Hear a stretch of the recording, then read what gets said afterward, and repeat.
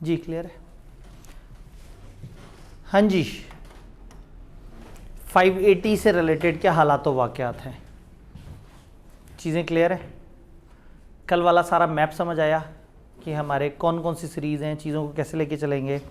आपको वो तरतीब समझ आ गई कि वो आइडियल क्या तरतीब है, किस तरह से चीज़ों को? अगेन हमने कहा कि जब हम 3 ब्लॉक्स में डिवाइड कर लेते हैं ना सिलेबस को, तो फिर चीज़ें थोड़ा सा डिफरेंट एंगल में चली जाती हैं। तो 3 के बजाय अगर हम चौथे ब्लॉक को अदर स्टैंडर्ड्स कह दें तो इफ़ेक्टिवली हम तकरीबन कोई 2/3 ऑफ द सिलेबस ऊपर चले जाते हैं।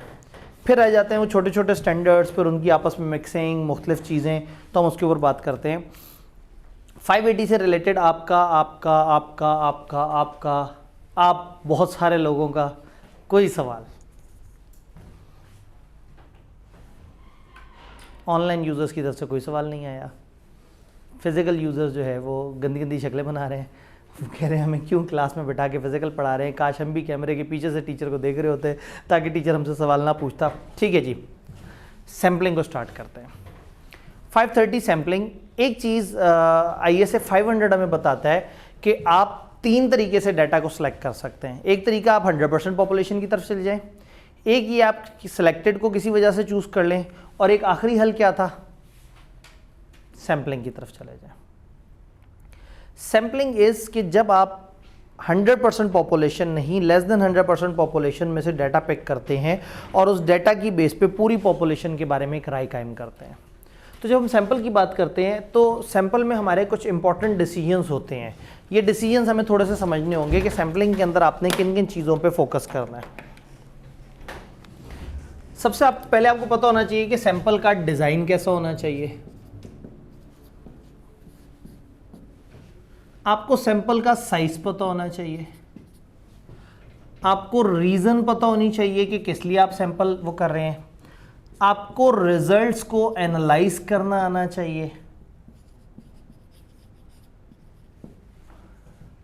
जब डिज़ाइन कर रहे हो तो आपको ये पता होना चाहिए कि सैंपलिंग की टाइप्स क्या हैं, अप्रोचेस क्या हैं। ये सारी चीज़ों को आप देखने की कोशिश करते हैं सैंपलिंग के अंदर। मज़े का टेक्निकल सा स्टैंडर्ड है। सबसे पहले सैंपल डिज़ाइन। जब भी आपने ऑडिट सैंपल उठाना है तो you must know what is the purpose to be achieve, और फिर आपने ऑडिट प्रोसीजर्स का कम्बिनेशन लगा के उस पर्पस को अचीव करना है।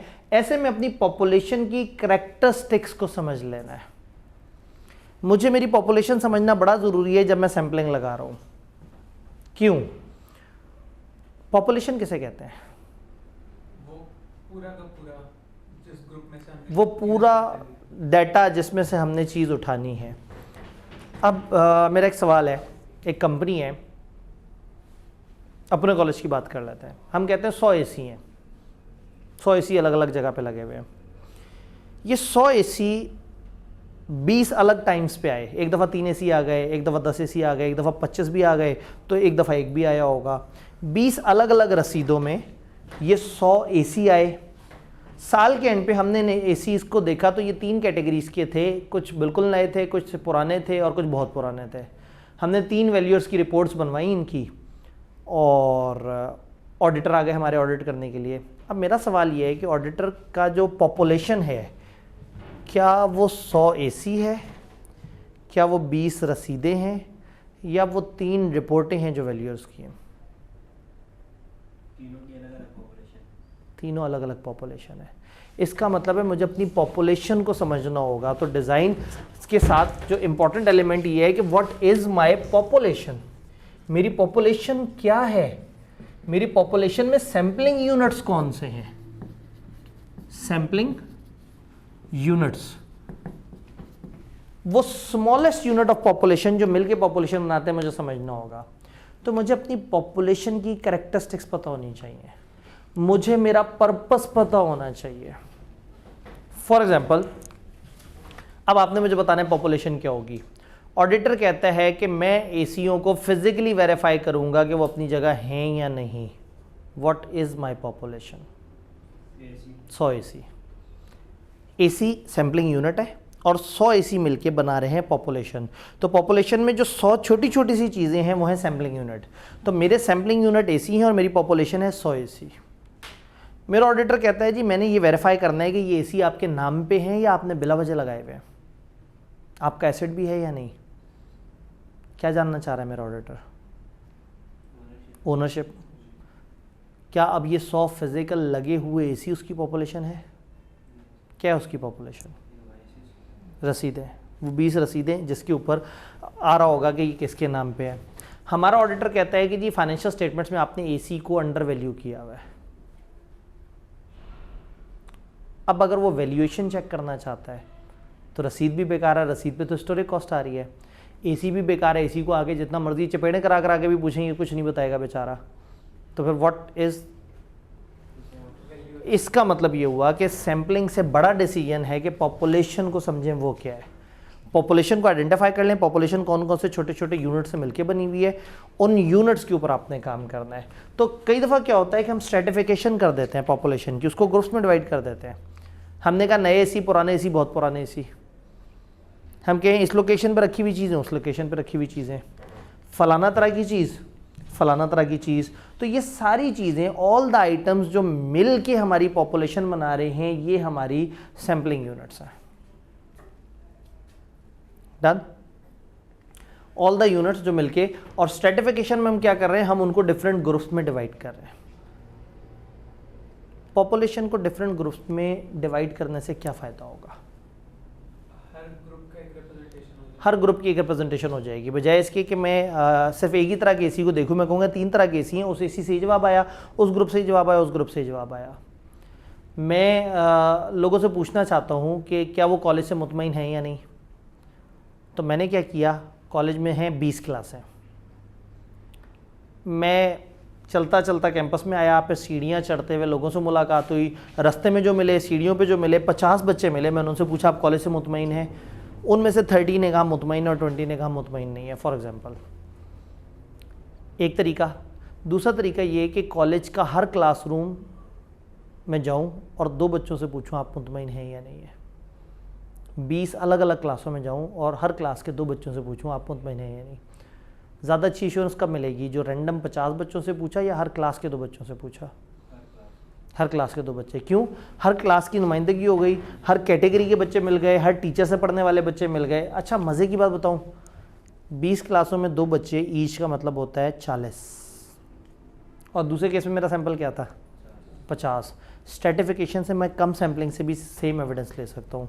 स्ट्रेटिफिकेशन से मैं ज़्यादा बेहतर तरीके से पॉपुलेशन को जज कर सकता हूँ, पॉपुलेशन के मिजाज को समझ सकता हूँ। तो दिस इज़ गुड कि आप पॉपुलेशन को स्ट्रेटिफाई कर देते हैं। डेटर को स्ट्रेटिफाई करने के कोई से 5 तरीके क्या हो सकते हैं?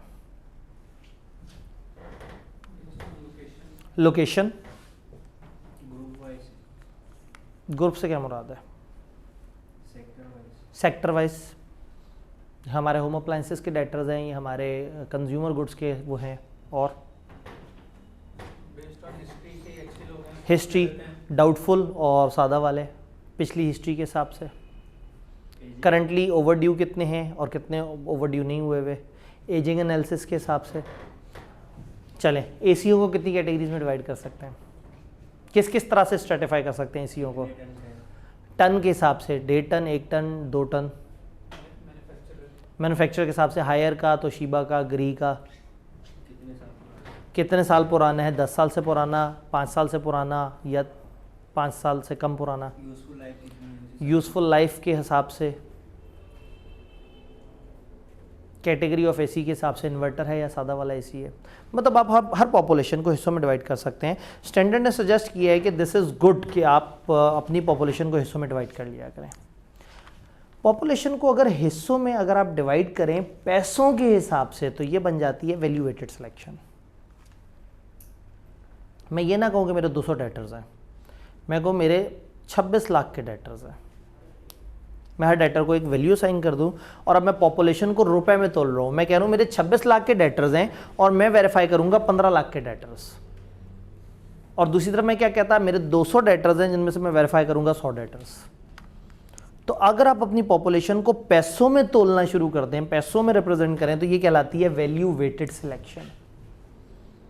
आपने वैल्यू वेट, उसको वैल्यूज असाइन कर दें, तो हो सकता है आपके 3 डेटर्स आपका 80% पॉपुलेशन को कवर कर जाए।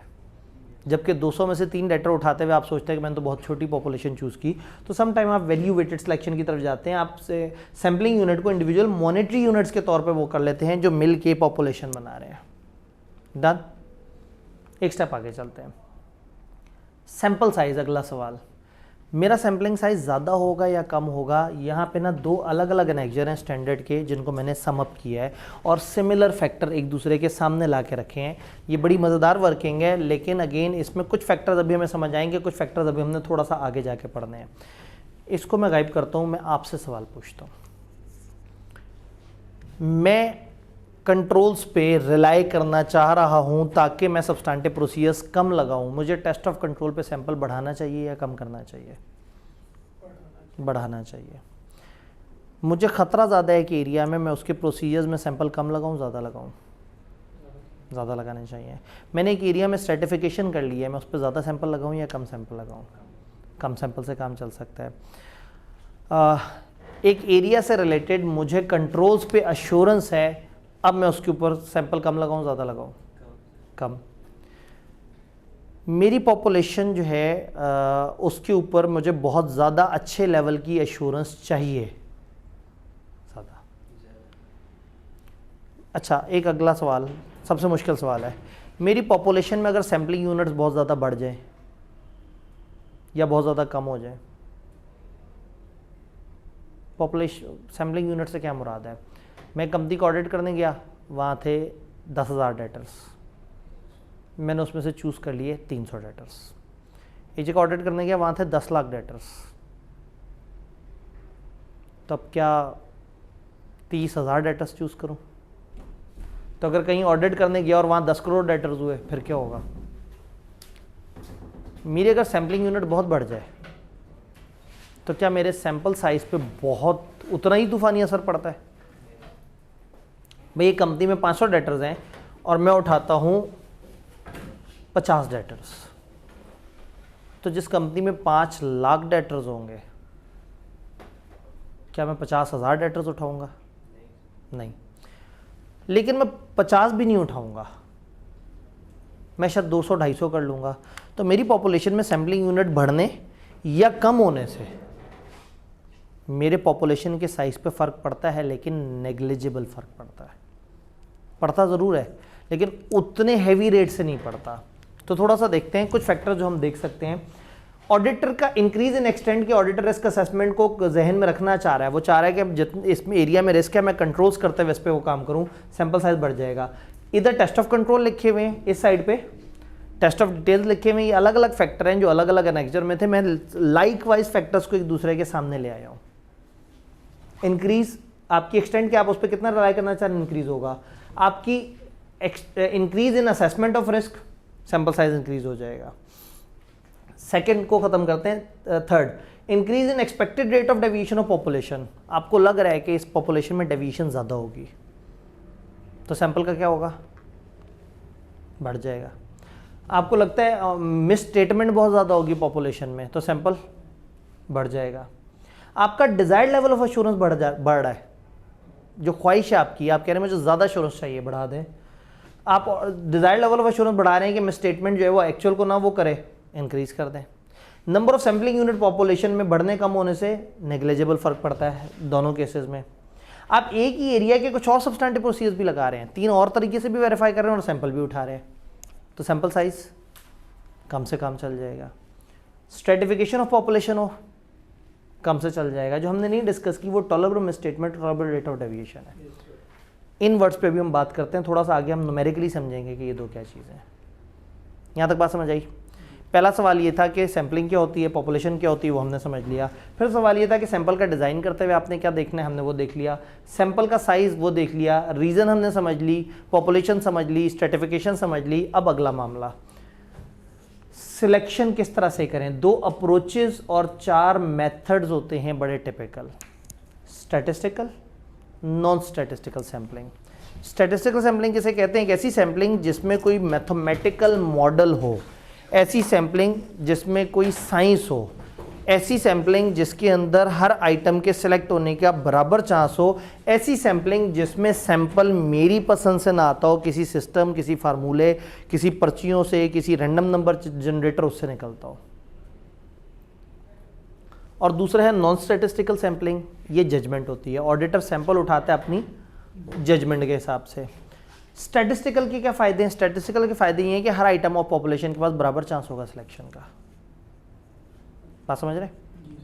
हर आइटम के पास बराबर चांस होगा सिलेक्शन का। जब मैंने अपन इन्वॉल्व नहीं हुआ तो ये सैंपल बाइस्ड नहीं होगा। मैं खुद इन्वॉल्व होऊंगा तो शायद मैं तो अपनी पसंद के सैंपल उठाता रह जाऊंगा। तो ये अनबाइस्ड सैंपल होगा, ये मुझे ज़्यादा मैथमेटिकली प्रिसाइज मॉडल देगा और शायद मैं इसको मैथमेटिकली प्रोजेक्ट भी कर सकूंगा। नॉन स्टैटिस्टिकल के क्या फ़ायदे हैं? जहाँ मैं जजमेंट यूज़ करूँ अपनी पसंद से, प्रूडेंस इन्वॉल्व है, दिमाग इन्वॉल्व है, अपनी पसंद से मैं उन एरियाज़ को देखूंगा जो मशकूक हैं, जहाँ पे डाउट ज़्यादा हैं। स्टैटिस्टिकल में शायद एक ख़ास पैटर्न हो, जबकि नॉन स्टैटिस्टिकल में मैं अपनी पसंद से किसी भी तरीके से चल सकता हूँ। अब इसमें ये दो अप्रोचेज़ होती हैं, statistical using any technique, non statistical अपने दिमाग को इस्तेमाल करें और उसके मुताबिक करें। इसमें दो टेक्निक्स हैं, रैंडम और सिस्टमेटिक। रैंडम नंबर जनरेटर, मेरे पास कॉलेज के 2000 बच्चों का डाटा है, मैंने एक सॉफ्टवेयर से कहा भाई रोल नंबर 1 से लेकर रोल नंबर 2000 तक मुझे कोई से 50 रोल नंबर जनरेट कर दो। उसने ऐसा करके फार्मूला घुमाया और मुझे 50 नंबर जनरेट कर दिए। इन 50 नंबर की सिलेक्शन मेरी कोई ख्वाहिश है? कंफर्म इंडिपेंडेंट है, कंफर्म अनबाइज्ड है, तो वो मुझे रैंडम नंबर जनरेट कर देगा और मैं उन 50 बच्चों से जाके पूछ लूँगा कि आप कॉलेज से मुतमईन हैं या नहीं। अगर मैंने ये देखना है कि पॉपुलेशन कितनी मुतमईन है, तो मैंने 2000 बच्चों में से 50 बच्चों का सैंपल उठाया और रैंडम क्या था, कोई random number generator, table, software, पुराने ज़माने के स्टैंडर्ड बने हैं। पुराने ज़माने में ना टेबल्स होते थे, पूरी किताबें होती थी रैंडम नंबर्स की, कि 1 से लेके 100 तक के रैंडम नंबर्स, 1 से लेके 1000 तक के रैंडम नंबर्स, 2000 से 5000 तक के रैंडम नंबर्स, यानी कि वो मोटे मोटे किताबचे मिला करते थे, सॉफ्टवेयर बहुत ज़्यादा नहीं।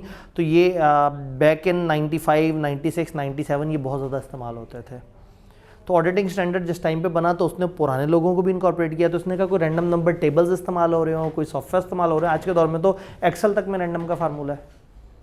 तो रैंडम सिलेक्शन समझ आई? रैंडम सिलेक्शन का एक मसला है, ये रैंडम होता है।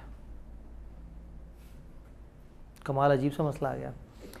मैं बच्चों से पूछना चाह रहा हूँ आप कॉलेज से मुतमईन हैं या नहीं, 50 बच्चों से 37 बच्चे सिर्फ कंपनी लॉ की क्लास के सिलेक्ट हो गए। रैंडम है ना, गोल गोल घूमता घूमता उसने आके उसी को दोबारा पकड़ लिया, उसी क्लास के बच्चे को। रोल नंबर 1 से लेकर रोल नंबर 600 तक एक भी बच्चा चूज़ नहीं हुआ। रोल नंबर 1900 से 2000 के दरमियान 13 बच्चे चूज़ हो गए। रैंडम है ना, रैंडम पे कंट्रोल कोई नहीं। तो रैंडम आउट ऑफ पैटर्न चलेगा तो शायद ही मेरी पॉपुलेशन को उतना खूबसूरत तरीके से एक्सप्रेस ना कर सके। तो फिर हम क्या करते हैं, हम जाते हैं सिस्टमेटिक सैम्पलिंग की तरफ। बड़ा मज़े का तरीका है। बजाय इसके कि मैं रैंडमली चलूं, मैं अपनी पॉपुलेशन को सामने स्प्रेड कर दूं और उसमें से बराबर बराबर इंटरवल के बाद सैंपल उठा लूं। कैसे होगा? 2000 बच्चे और मैंने सैंपल उठाना है 50 का, तो हर 40वां बच्चा मुझे चूज़ करना है। इससे फ़ायदा ये होगा कि रोल नंबर्स बने हुए होंगे क्लासों के हिसाब से। जब मैं हर 40वां बच्चा उठाता जाऊंगा तो तकरीबन हर क्लास के बच्चे भी वेरीफाई हो जाएंगे। सैंपल में हर तरह का, मतलब कंसिडर एक कंपनी है जिसकी 12 महीने की ट्रांजैक्शंस हैं, तो जब मैं हर 40वीं ट्रांजैक्शन उठा रहा हूँगा और मैं टोटल 50 ट्रांजैक्शन उठाऊँगा तो बहुत ज़्यादा चांस है कि तकरीबन हर महीने की हर तरह की ट्रांजैक्शन बीच में कवर हो जाए। फिर आप कहेंगे सर ये तो आपका दिमाग इस्तेमाल हो गया, ये रैंडम तो रहा नहीं। तो मैं क्या करूँगा, ये जो पहला वाला नंबर है ना, ये रैंडमली उठाऊंगा। मैं सॉफ्टवेयर से कहूँगा भाई 1 से 40 तक तुम एक नंबर जनरेट कर दो। उसने कहा जी रोल नंबर 27। मैं कहूँगा अच्छा 27, चलो जी अब 40-40 के सेट शुरू करते हैं। 27, 67, 107, 147, 187 एंड सो ऑन।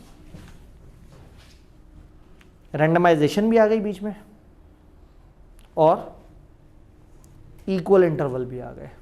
आप स्टैंडर्ड के एप्लीकेशन पैरास पढ़ेंगे, वो कहता है सिस्टमैटिक सिलेक्शन का एक नुकसान है, सम टाइम ये रेजोनेट कर जाती है आपकी कंपनी के किसी खास पैटर्न से। फॉर एग्जांपल हर महीने में अगर हो ही 40 रसीदें तो 40वीं रसीद हमेशा मंथ एंड की आया करेगी, एक ही पैटर्न रेजोनेट हो रहा होगा। अगर रैंडम नंबर जनरेट हो गया 1 या 2 और हमने हर क्लास में हमेशा जो टॉप स्टूडेंट पिछली दफ़ा के थे उनको शुरू के 3 रोल नंबर दिए हैं, तो शायद आप हर क्लास के सबसे अच्छे बच्चे को सैंपल में चूज़ कर लेंगे। तो सम टाइम अगर आपका सैंपल का पैटर्न और आपकी पॉपुलेशन का पैटर्न एक दूसरे से मैच कर गए तो काम ख़राब हो जाएगा। जैसे वो सोल्जर्स के पाँव अगर मैच कर जाते हैं तो एक रेजोनेशन क्रिएट होती है और उससे पुल टूट जाता है। तो यहाँ अगर आपका ये पैटर्न मैच कर गया तो पुल टूट जाएगा। सिस्टमैटिक और रैंडम समझ आया? तो नॉन स्टैटिस्टिकल में क्या वो मेथड्स हैं? हैपहैज़र्ड, मैं क्लास में हूँ, मेरे को हाँ भाई आप बताएं, अच्छा जी आप बताएं, ये रैंडम नहीं है? रैंडम और इसमें फ़र्क क्या है? टीचर का अपना बायस हो गया, टीचर शायद जानबूझ के नालायक बच्चों को भी बीच में पूछे, और अगर वो क्लास के सामने साबित करना चाहता है वो अच्छा टीचर है तो 5 अच्छे बच्चों से पूछ लिया, हाँ भाई कैसा पढ़ाया हो सर, बड़ा मज़ा आया, हाँ भाई कैसा, और सर जगह ज़बरदस्त, अपना बायस भी इन्वॉल्व हो जाएगा। रैंडम में क्लास में आने से पहले मुझे एक कागज़ पे लिखे हुए रोल नंबर मिलेंगे, मैं अंदर जाके बोलूँगा हाँ भाई roll number 313, roll number 402, roll number 322, वो बच्चे मुझे जवाब देंगे। यानी सैंपल मैंने नहीं सिलेक्ट किया, मेरी आंखों ने नहीं सिलेक्ट किया। हैपहैज़र्ड दिखने में रैंडम की तरह रैंडमाइज है, लेकिन रैंडम में मेरी चॉइस नहीं थी और हैपहैज़र्ड में हमारी चॉइस है। बात क्लियर है? फिर ब्लॉक सैम्पलिंग। ब्लॉक सैम्पलिंग एक बड़ा ही मज़ेदार सा तरीका है, लेकिन बहुत ही ऐसा तरीका है जिससे आप पॉपुलेशन पूरी को गैस नहीं कर सकते, लेकिन ज़िंदगी बड़ी आसान है। आप एक पूरा ब्लॉक उठाएं, 20 क्लासें, 2 क्लासें पकड़ी कंपनी लॉ की, सारे बच्चों से पूछ लिया आप मुतमईन हैं या नहीं। अब खाली कंपनी लॉ के बच्चों से पूछा तो इसमें अमीर बच्चे भी आ जाएंगे, गरीब बच्चे भी आ जाएंगे, लाहौर के बच्चे भी आ जाएंगे, लाहौर से बाहर के भी आ जाएंगे, फिजिकल बच्चे भी आ जाएंगे, ऑनलाइन के बच्चे भी आ जाएंगे, फेल होने वाले बच्चे भी आ जाएंगे, ना फेल होने वाले भी, फर्स्ट अटेम्प्टर भी आ जाएंगे, रिपीट वाले भी आ जाएंगे, हर तरह का बच्चा आ जाएगा, बस कंपनी लॉ के अलावा कोई बच्चा नहीं आएगा। बजाय इसके कि मैं अलग अलग बीच बीच में से सैंपल उठाऊं, मैंने मई का सारा महीना पकड़ के वेरीफाई कर डाला। छोटी ट्रांजैक्शन भी आ जाएंगी, बड़ी भी आ जाएंगी। अब उन्होंने मुख्तलिफ जगह पे चीज़ें छुपाई होंगी तो हर महीने में कुछ ना कुछ तो होगा। अगर एक पूरा महीना ही उठा लूँ, वो सोचते रह जाएं, दुआ करते रह जाएं या अल्लाह ऑडिटर के सैंपल में ना आए हमारी ट्रांजैक्शन, मैं तो एक पूरा महीना उठा के खा गया। पूरे महीने की सारी ट्रांजैक्शंस देख लूँ तो ये ब्लॉक सैम्पलिंग है। ब्लॉक हो या हैपहैज़र्ड हो, ये जो नॉन स्टैटिस्टिकल के मेथड है ना, ये आप पूरी पॉपुलेशन पे इसको प्रोजेक्ट नहीं कर सकते, लेकिन ये जो ऊपर वाले 2 हैं इसकी मदद से आप पूरी पॉपुलेशन पे राय कायम कर सकते हैं। क्या ये बात समझ आ रही है? वैल्यू वेटेड सिलेक्शन याद है क्या थी? वैल्यू वेटेड सिलेक्शन, जिसमें पॉपुलेशन को पैसों में तोल देते हैं। हम ये नहीं कहते कि 200 डेटर्स, हम कहते हैं 26 लाख के डेटर्स। अभी थोड़ी देर पहले जो हम करैक्टरिस्टिक्स में देख रहे थे, तो अगर आपकी पॉपुलेशन वैल्यू वेटेड है तो एक बड़ा खूबसूरत तरीका है सैम्पलिंग का कि नंबर ऑफ सैंपल को मत देखें, आप सैंपल को भी पैसों में तोल लें। 26 लाख के डेटर्स में से मैं 12 लाख के डेटर्स वेरीफाई करूँगा। अब 12 लाख के डेटर्स 4 डेटर्स में पूरे हो जाएं या 400 में पूरे हों, फिर आप इनमें से किसी भी अप्रोच का कम्बिनेशन लगा सकते हैं, रैंडमली भी कुछ डेटा सेलेक्ट कर सकते हैं। आपने एक कोटा रखा हुआ है, जैसे ही मेरी 12 लाख की वैल्यू पूरी हो गई मेरा सैंपल तमाम। तो मॉनेटरी यूनिट सैंपलिंग एक वैल्यू वेटेड सिलेक्शन की एक कैटेगरी है जिसके अंदर आप रुपए पैसे के हिसाब से सिलेक्शन करते हैं। बात समझ आई? यानी आप सैंपल को sampling unit on the basis of quantity नहीं देखते, आप on the basis of value देख रहे होते हैं। तो फिर ऑडिटर को ये बहुत पसंद होती है पैसे वाली, उसकी ज़िंदगी बड़ी आसान होती है। क्लाइंट से डाटा लिया, उसको सॉर्ट किया, सारी ऊपर बड़ी बड़ी आइटम आ गई, ऐसे करके सेलेक्ट किया, वो 80% सेलेक्ट हो गया, चलो जिन पे ऑडिट करूँगा। क्या करता है वो टॉप पकड़ के उनको भी कर देता है और नीचे से रैंडमली भी कुछ उठा लेता है, मिक्सिंग कर लेता है। क्या यहाँ तक अप्रोच समझ आ रही है? अब परफॉर्म करें ऑडिट प्रोसीजर। सैंपल उठाया, सैंपल पे आपको अलग अलग तरह के रिजल्ट आएंगे। आपने प्रोसीजर लगाए, हो सकता है आपके सैंपल पे आपको रिजल्ट ही ना मिले, शायद आपको का सैंपल गलत हो। एक बच्चा आया, हाँ भाई बताओ एसबीआई से मुतमईन हो या नहीं हो, उसने कहा जी आज मेरी पहली क्लास है, थोड़ा सा हाँ थोड़ा सा नहीं, ज़रूरी नहीं है। नॉर्मली तो बहुत ही यूनिक आइटम है। हम ये कह रहे हैं कि समटाइम आपका दिया गया प्रोसीजर उस सैंपल पे लगता ही नहीं है। स्टैंडर्ड में बड़ी प्यारी एग्जांपल थी, वो कहते हैं आपने एक प्रोसीजर लगाना है कि जो भी चेक 50,000 से ऊपर का उस पर 2 साइन आ रहे हैं या नहीं आ रहे, और आपने सैंपल में चेक उठाया लेकिन चेक निकला ही 50,000 से छोटा, तो आप इस पर प्रोसीजर नहीं लगा सकते, आप जाएंगे रिप्लेसमेंट आइटम की तरफ। अगर आप प्रोसीजर से रिजल्ट ना निकाल पाएँ, स्टैंडर्ड के अल्फाज हैं if you are unable to apply designated audit procedure, मैं ऐसे कहता हूँ कि आइडियली नहीं लिखना चाहिए था कि अगर आप अपने प्रोसीजर लगा के उससे रिजल्ट ना निकाल सकें तो फिर आप उसको या डेविएशन कह देंगे या मिसस्टेटमेंट कह देंगे। कंट्रोल्स को जब टेस्ट कर रहे होते हैं तो कंट्रोल में जो गड़बड़ आती है उसे डेविएशन कहते हैं, और सब्सटैंटिव प्रोसीजर में जब आप चीज़ें देखते हैं उसमें गड़बड़ निकलती है तो उसको क्या कहते हैं, मिसस्टेटमेंट। तो अगर आपके सैंपल से आपको मुतमईन रिजल्ट ना मिले तो आप उसको कंट्रोल्स में डेविएशन कह सकते हैं और सब्सटैंटिव प्रोसीजर में टेस्ट ऑफ डिटेल्स, और सॉरी मिसस्टेटमेंट। डन। डेविएशन की डिफरेंट काइंड्स हो सकती हैं और उसकी अलग अलग रीजंस हो सकती हैं। Some time you need to investigate. हमने सैंपल उठाया, एक कंपनी है पूरे पाकिस्तान में ऑपरेट करती है, हमने देखना था कि 2 साइन आ रहे हैं या नहीं आ रहे। चलते चलते हमने 50 का सैंपल उठाया, 4 इनवॉइसेस देखने के बाद 5वीं पे 2 साइन नहीं आ रहे थे। हमने कह दिया मसला है, साइड पे कर दिया मसला, डेविएशन। चलते चलते 7वीं में पहुंची, 2 साइन नहीं आ रहे थे, वहाँ रखा। चलते चलते 10वीं में पहुंची, साइड पे रखते हुए ना हमने कहा 1 मिनट, कराची की रसीद है, कराची की रसीद थी, कराची की रसीद थी, जिन पे साइन आ रहे हैं गुजरांवाला, लाहौर, पेशावर। अच्छा, थोड़ा सा ऐसे करके देखा कराची की रसीदें क्या है, कराची की सारी रसीदों पे सिंगल साइन आ रहा था।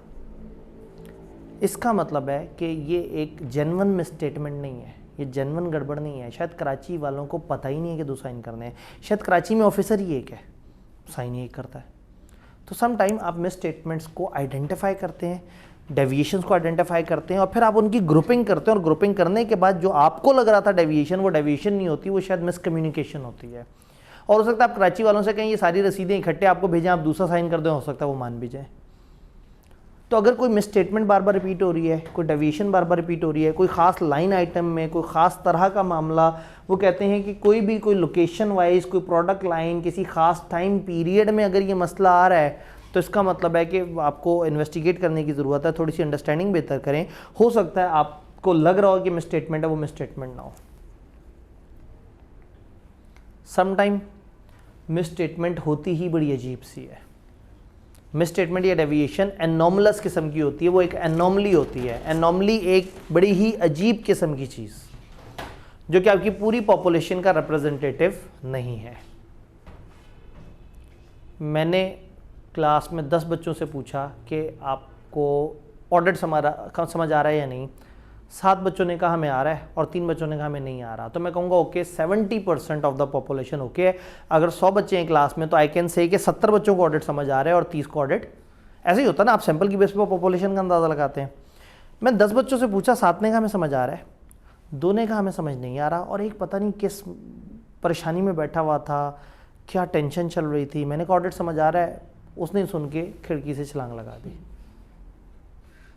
उसने कहा टीचर पता नहीं क्या पूछ बैठा है। अब ये बड़ा यूनिक सा केस है, यानी ये पॉपुलेशन का रिप्रेजेंटेटिव नहीं है। अब मेरे से कोई पूछे कि ज़रा बताओ प्रोजेक्ट करो कि कितने बच्चों को ऑडिट आ रहा है, कितनों का नहीं, तो मैं कहूँगा 70 बच्चों को ऑडिट आता है, 20 बच्चों को नहीं आता, और 10 बच्चे कभी भी खुदकुशी कर सकते हैं। ये एनॉमली है। एनॉमली का मतलब एक ऐसी चीज़ जो पूरी पॉपुलेशन में नहीं है। एनॉमली जब भी आती है मुझे अदनान रशीद साहब की एक स्टेटमेंट याद आती है। आई कैप में हम बैठे हुए, एक सेशन था जिसमें टीचर स्टेज पे जाके बैठेंगे और बच्चे उनसे सवाल पूछेंगे, जी हम ऐसे कैसे करें, पढ़ाई कैसे करें, ये काम कैसे करें, हमसे ये नहीं होता, हमसे वो नहीं होता, और टीचर उनको बड़ी अच्छी अच्छी गाइडेंस देते हैं। उसमें शुरका कौन, सलाउद्दीन साहब, अदनान रशीद साहब, मैं और एक ऑडिट की टीचर थी, नाम हुरिया। वो खातून ने 21 साल की एज में सीए कंप्लीट किया। उसके फादर ने को बहुत पूरी पहले से प्लानिंग की हुई थी कि जी वो इसको लेवल करवाना है, फिर ACCA का रूट और पता नहीं क्या, मतलब कुछ बड़ी अच्छी प्लानिंग करके क्लासें टपा टपू के 21 साल की एज में वो एक्स्ट्रा ऑर्डिनरी जीनियस, मेहनती, जज्बाती खातून।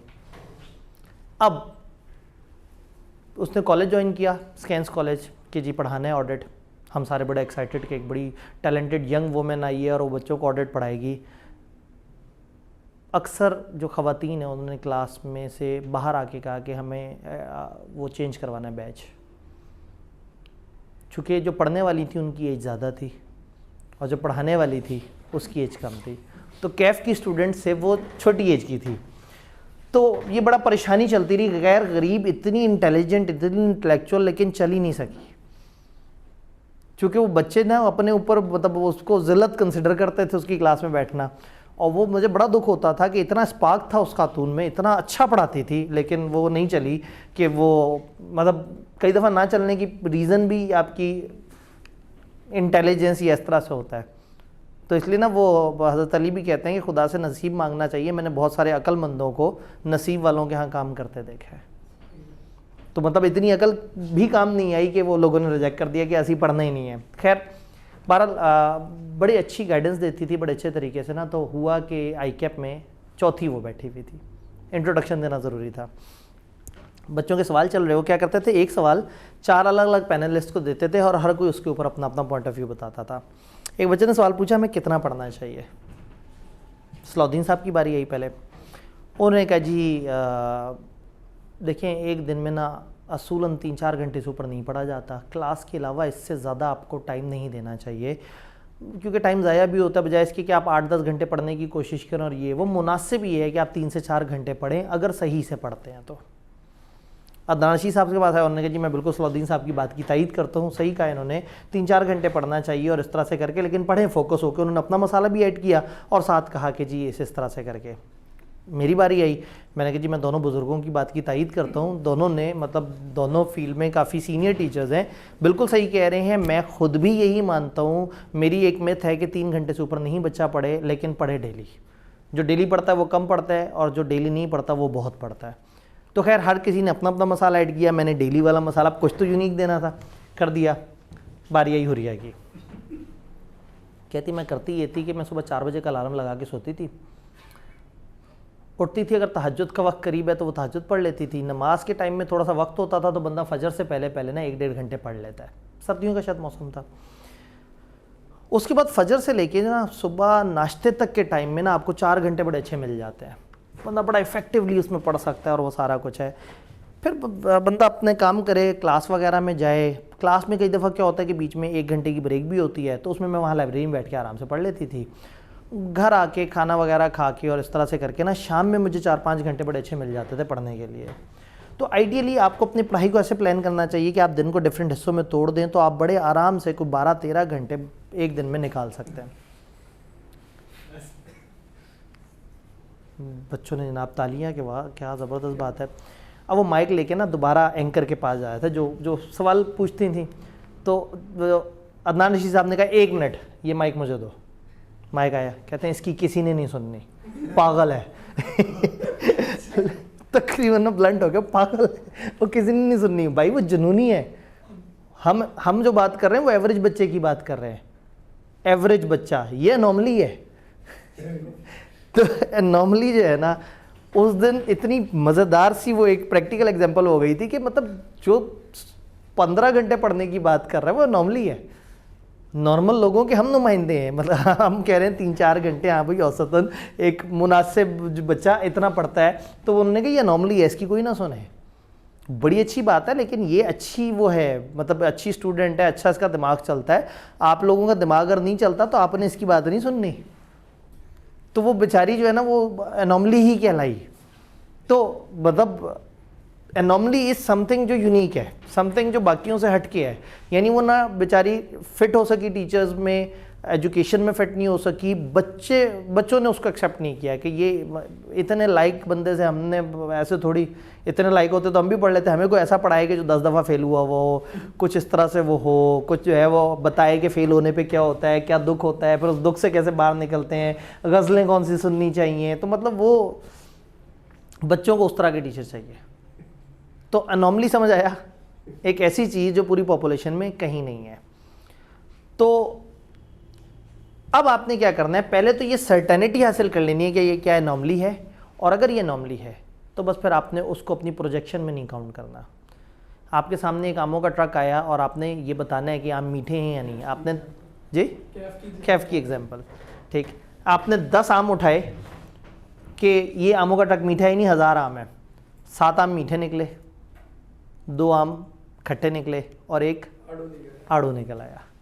अब उस 1000, ये इस वाली बात को समझाने के लिए कि एक दफ़ा सर्टेनिटी लें, फिर एक दफ़ा वो ट्रक अपने सामने अनलोड करवा के एक दफ़ा अपनी आंखों से जायज़ा लें कि क्या आड़ू दोबारा तो नहीं रिपीट हो रहा। यानी if you are saying something कि ये एनॉमली है तो फिर आपने उस एनॉमली को बार बार नहीं काउंट करना, लेकिन ये पहले तसल्ली कर लेनी है कि ये एनॉमली है या आपको लग रहा है कि ये एनॉमली है। अगर वो एनॉमली है तो आपने अपनी प्रोजेक्शंस उसे साइड पे कर देना है। तो एनॉमली, ग्रुपिंग, ये सारी बात समझ आई। अब फाइनली आप एंड पे आए, नो इज़ द टाइम कि आपने प्रोजेक्ट करने हैं डेविएशन। अगर बार-बार एनॉमली आ रही है तो वो एनॉमली नहीं है, वो फिर ये वाली चीज़ है। ऑडिटर में ऑब्जर्व दैट मेनी डेविएशन में statement have a common feature like type of transaction, location, एक खास चीज़ है जो बार बार रिपीट हो रही है। आप ऐसे तमाम आइटम उठाएं जिसमें वो कॉमन फीचर है और उसको इकट्ठे उनके ऊपर प्रोसीजर लगाएं। तो हो सकता है वो इंटेंशनल हो सकता है उसमें फ्रॉड हो, या हो सकता है वो एक गलती हो जो बार बार रिपीट हो रही हो। जैसे कराची वालों को नहीं पता था 2 साइन का, तो वो इसलिए अगर बार बार चीज़ हो रही है तो नॉर्मली नहीं है। नॉर्मली के ऊपर हाई डिग्री ऑफ सर्टेनिटी होनी चाहिए कि ये पूरी पॉपुलेशन में 1 या 2 है, इससे ऊपर नहीं है। डन।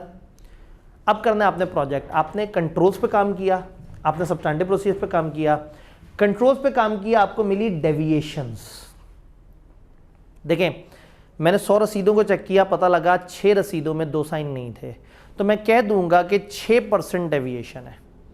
सैंपल 100 का है और 100 में से कितने में मसला है? 6 में। तो डेविएशन कितने परसेंट हुई?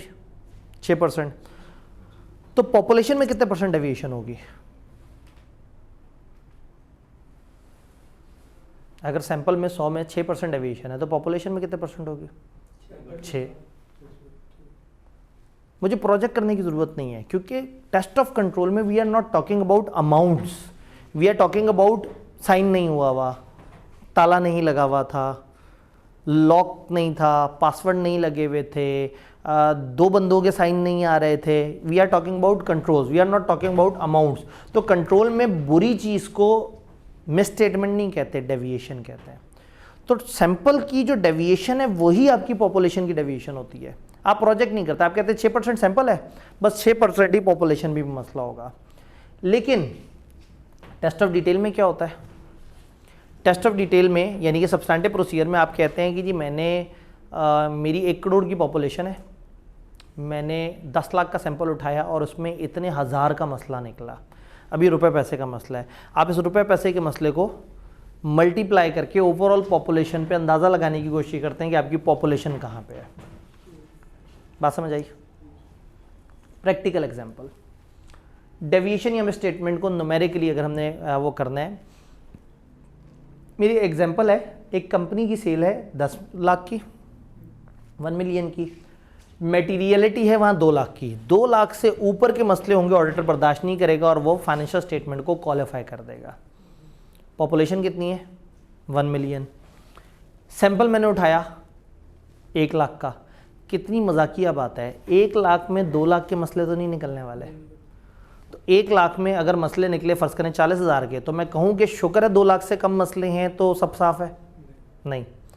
सैंपल मेरा 10% ऑफ पॉपुलेशन है, मेरी पॉपुलेशन सैंपल से 10 गुना है, तो फिर मुझे सैंपल के मसलों को भी प्रोजेक्ट करना है। प्रोजेक्टर क्या होता है? वो इतनी सी चीज़ को इतना बड़ा प्रोजेक्ट कर देता है। तो प्रोजेक्शन का मतलब है आप सैंपल की चीज़ को पॉपुलेशन पे प्रोजेक्ट करके देखें, पूरा बड़ा करके देखें कितना नज़र आ रहा है। बात समझ रहे हैं? तो अब मैं इसको केस 1, मैंने सैंपल उठाया लाख का, एरर आया 17,000 का। अब मुझे इसको प्रोजेक्ट करना चाहिए। मेरा प्रोजेक्शन रेट क्या है, मेरी पॉपुलेशन और सैंपल का आपस में क्या रिश्ता है, 10 गुना। 17,000 को मैंने 10 गुना करके देखा, जवाब आया 1,70,000। और मेरी मेटीरियलिटी कितनी है, 2 lakh. Less than performance materiality हो गया। इसका मतलब है auditor should not be that much concern. बात समझ आई? बड़ा दिल करता है कि बंदा पढ़ा रहा हो, स्लाइडें इस तरह की हो, रंग बिरंगी सी बनी हुई हो, लेकिन इनको बनाने में इतना टाइम लगता है कि वो बंदा कहता है कि फिर रहने दें। तो खैर अगेन बात समझ आई। केस 2, सैंपल में एरर निकला 24,000 का। 24,000 को प्रोजेक्ट करेंगे तो अब मसला क्या आएगा, 2,40,000। More than performance materiality 2 lakh से ऊपर हो गया, क्वालिफाई कर दूं, financial statements are giving not true in fair view. वो पूछे क्यों, मैं कहूँ जी 24,000 का मसला आ गया था, तो मुझे डर ये लग रहा है कि 2,40,000 के असल मसले होंगे। वो कहेंगे आपने होंगे की बेस पे ओपिनियन खराब कर दी। ओपिनियन तो मैं तब खराब करूँ जब वाकई ही में 2 लाख से ऊपर का मसला हो, लेकिन मेरा सैंपल मुझे डरा रहा है, मैं मजीद सैंपल उठाऊँ। मजीद सैंपल उठाया, हमने क्या किया, हमने 1 लाख का मजीद सैंपल उठाया। अब टोटल सैंपल हो गया 2 लाख। इस सैंपल में मसला आया 11,000 का। अब मेरी पॉपुलेशन और सैंपल का रिश्ता है 5 गुना। सैंपल में एरर कितने हैं, पिछले सैंपल में 24,000 का एरर निकला था और इस वाले में 11,000 का, तो 11 जमा 24 35,000। 35,000 को प्रोजेक्ट करूं, जवाब क्या आया, 2 से कम हो गया। मैं मुतमईन हो गया। इसका मतलब है कि अब मुझे उतने कंसर्न की ज़रूरत नहीं है। अगर मुझे फिर भी डर लग रहा है कि हो सकता है ये तजर्बा वो हो जाए, एक और दफ़ा सैंपल उठा लें। अगर इस दफ़ा भी मुतमईन रहे, क्योंकि आप अगर सारा ही सैंपल उठा के 100% पे चले जाएंगे फिर तो फ़ायदा ही कोई नहीं हुआ। तो आप सैंपल, लेकिन जब आपका सैंपल आपको डराए, इसने डराया, मैंने मज़ीद सैंपल उठाया फिर डराया, मज़ीद उठाया फिर डराया, जब तक मेरा ये अंदाज़ा 2 लाख से नीचे ना हो जाए या जब तक मेरे असल मसले 2 लाख से ऊपर ना हो जाए, सैंपल उठाते रहना चाहिए। वो एरिया जो डरा रहा है, इसका मतलब वहाँ रिस्क ऑफ मटेरियल मिसस्टेटमेंट है, वहाँ मुझे ज़्यादा काम करना चाहिए।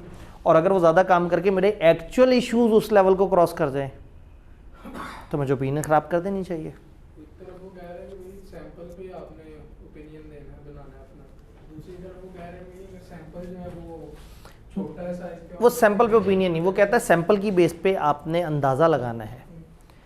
तो ये स्टैंडर्ड इसीलिए तो समझाने आया। स्टैंडर्ड ने कहा कि आपने सैंपल लेना है और सैंपल को फिर मज़ीद बढ़ाना है, यानी कि आपने तब तक सैंपल लेते रहना है जब तक आप असल वाले मसले को मेटीरियलिटी से क्रॉस ना कर लें। तो सैंपलिंग ज़रूर करनी है, लेकिन सैंपलिंग की बेस पे गलत ओपिनियन नहीं दे देना। सैंपलिंग रिस्क होता है 2 तरह का। एक रिस्क होता है कि आप गलत ओपिनियन दे जाएं, एक रिस्क होता है कि शायद आपको मेहनत ज़्यादा करनी पड़ जाए। फॉर एग्जाम्पल, मैं सैंपल उठाता हूँ, मेरा सैंपल हो सकता है मुझे ज़्यादा पॉजिटिव रिजल्ट दे जबकि उतने पॉजिटिव ना हो, और हो सकता है मेरा सैंपल मुझे ज़्यादा नेगेटिव रिजल्ट दे उतना नेगेटिव ना हो।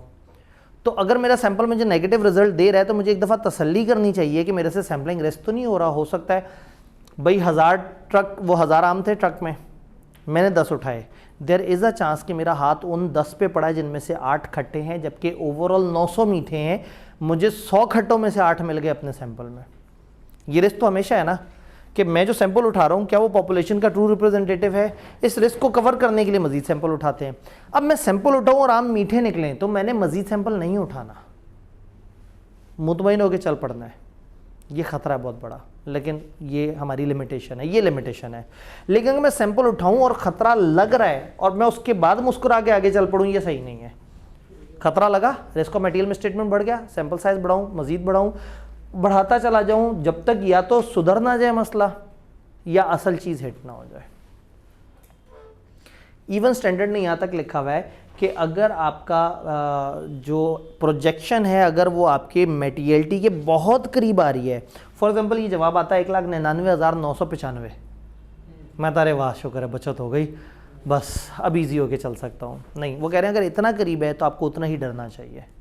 आपको the nearer it is the more you should be sceptical, आपको उतना ज़्यादा काम करना चाहिए। अब लेके आते हैं इसमें अनोमली। एरर निकला 24,000 का और उसमें अनोमली थी 8,000 की। अनोमली एक दफ़ा की चीज़ है, लेकिन 16,000 का एक एरर है जो रिपीट टाइप का है।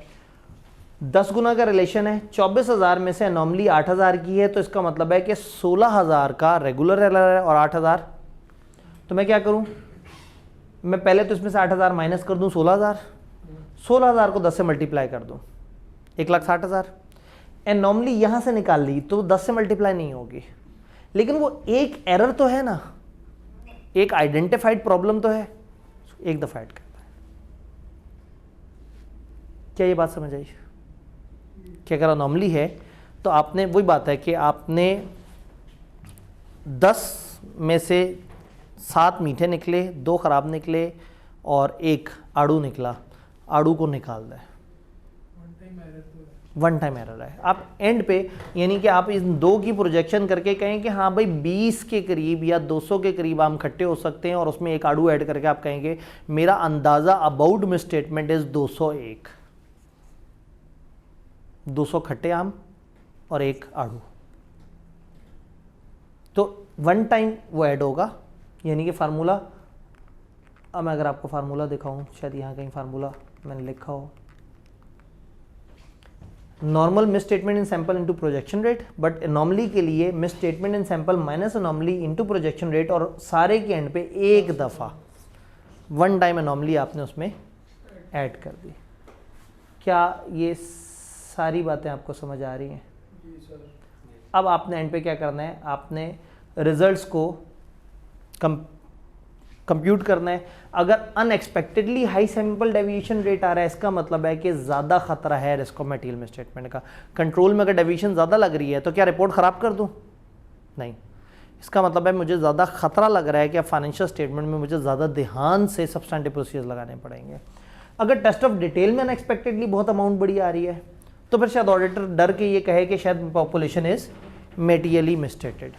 फिर ये वही वाली बात, the closer the projection is to tolerable misstatement the more likely that actual misstatement in population में एक्सीड टॉलरेबल मिस स्टेटमेंट। आप कहेंगे टॉलरेबल मिस स्टेटमेंट क्या है, आए पीछे चलते हैं वापस।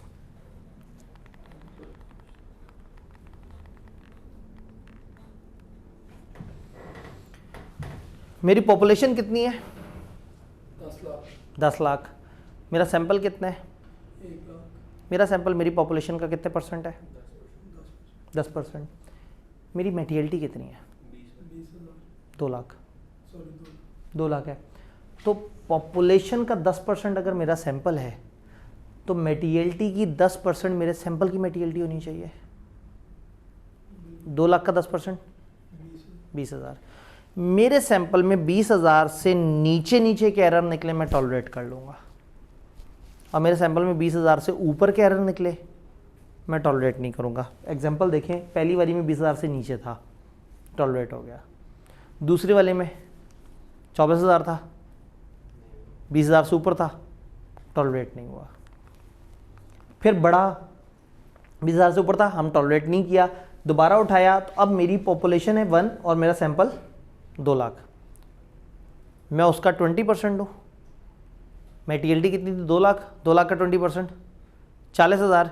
अब अगर एरर 40,000 से नीचे के हैं तो बर्दाश्त हो जाएंगे, 40,000 से ऊपर के हैं तो बर्दाश्त। इसका मतलब है कि ऑडिटर का सैंपल लेवल पे भी एक मेटीरियलिटी लेवल होता है, उसको हम कहते हैं tolerable rate of miss statement.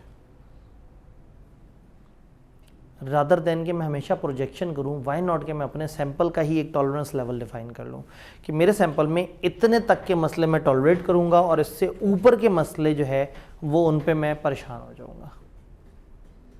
तो टॉलरेबल लेवल जितना छोटा होगा उतना एहतियात ज़्यादा करनी पड़ेगी, और ये जितना खुला होगा उतना रिलैक्सेशन कम होगी। तो अब मेरा सवाल ये है कि अगर tolerable rate of miss statement छोटा हो तो सैंपल साइज के साथ क्या होगा? टॉलरेबल देखें, टॉलरेबल मिस स्टेटमेंट थी 20,000, मेरा एरर निकला 17,000, ओके। अगर टॉलरेबल मिस स्टेटमेंट होती 5,000, इसका मतलब मैं 5,000 से ऊपर के एरर पे भी रो पड़ूंगा, और अगर 2,000 होती इसका मतलब है टॉलरेंस नीचे करता जाऊंगा, रिस्क बढ़ता जाएगा। 5,000 से ऊपर तो कुछ भी गुजर सकता है। तो अगर मैं ये कंफर्म करना चाहता हूँ कि ये 5,000 ही टॉलरेबल रेट है तो फिर मुझे सैंपल